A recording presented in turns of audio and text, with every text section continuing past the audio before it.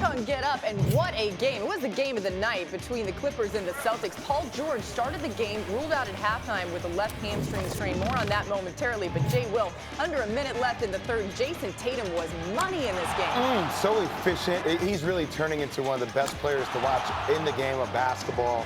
Offensively exploded last night. Celtics up by 4 here. We go to the fourth quarter, under 3 minutes left. Game tied at 109, and Marcus Smart gets it to Tatum. He's going to do it with the 3, DJ. Man, big shot. This guy is, he's doing it all.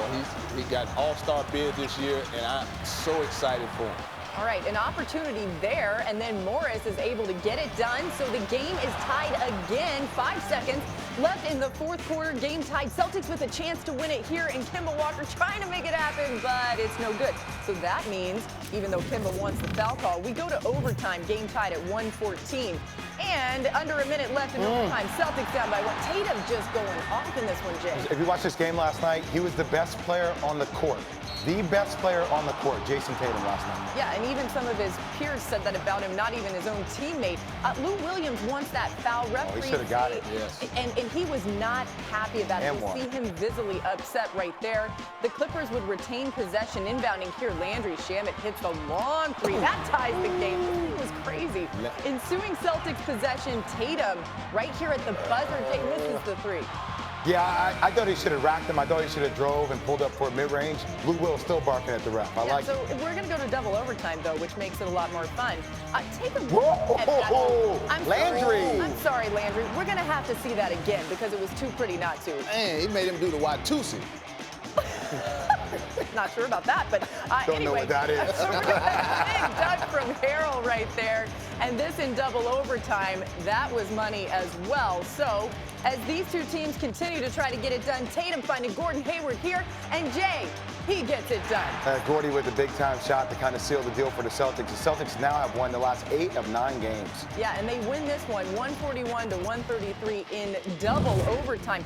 Tatum having a huge season. He made his first career All-Star game on the basis of posting a career-best 22 points per game. And in terms of how he stacks up against his fellow Eastern Conference peers, Tatum ranks second in real plus-minus, only to defending MVP Giannis. So in case you weren't paying attention, pay attention to Jason Tatum. Jay, what's your biggest takeaway from this first half from the Celtics team? Jason Tatum is a top 5 player in the Eastern Conference. Wow. He is. He's arrived in his 3rd year. 39 points last night, 61% shooting from the floor. Just his game has evolved to that. No more tough twos like Kobe last year, like he took. Now 3s, drives, and he's making the game easy. He's taking what's given to him, DJ.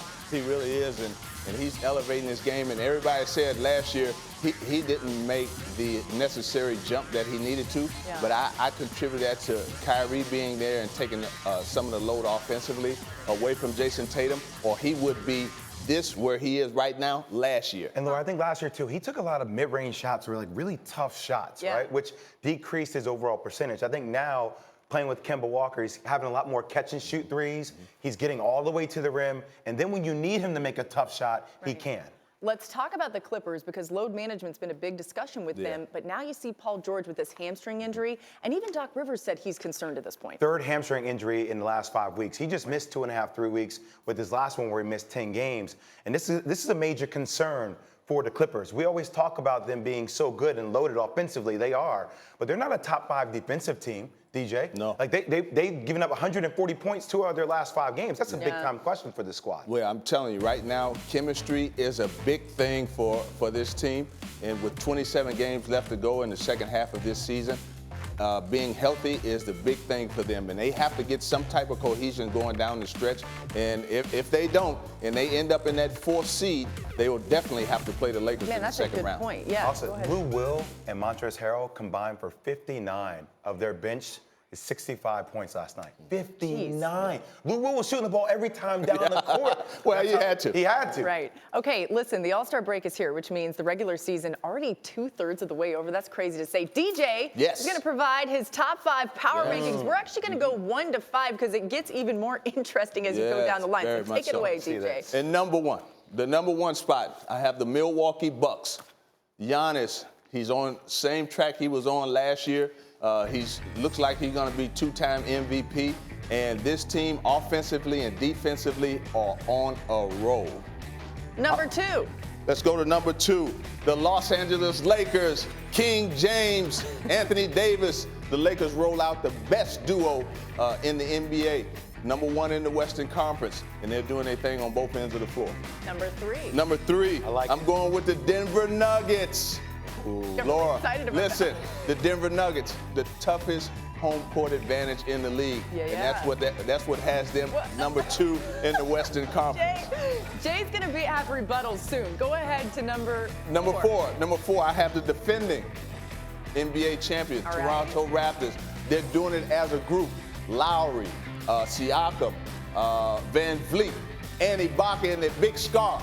They're doing it all together at number 4. They can all fit in that scarf. Yes, they can. Okay, and number 5, the Los Angeles Clippers. This team right here could easily beat 2 or 3, but because of health and no cohesion, defensively, they've struggled the last couple of weeks. I have them at number 5. Okay, and you might have put them at like 2 or 3 even before last night because of the hamstring injury to Paul George. Yes. Jay, well, your rebuttals to what DJ has. I don't have a lot that I'm going to disagree with here. The one thing I will say, I think Denver is really moving into that direction. The question with the Raptors, and I give the Raptors all the respect in the world because I think they owe it. I think Nick Nurse is going to be coach of the year. I just wonder when it comes down to playoff basketball, having the power that the Celtics do, with the way that Tatum's playing, Jaylen Brown, Kemba Walker, Gordon Hayward, like I wonder if the Raptors will be in that spot when it comes down to it. Well, I'll say this. They will be because they have an inside presence. The reason why Boston didn't make this list is because they lack the inside presence that they need, I think, to be a top contender in the Marcus Eastern also has to Conference. come back from his injury. We'll see how it comes back after the All-Star break. We're so glad you're watching ESPN on YouTube. For more sports and analysis, download the ESPN app. And for live streaming sports and premium content, make sure you subscribe to ESPN Plus. We'll see you there.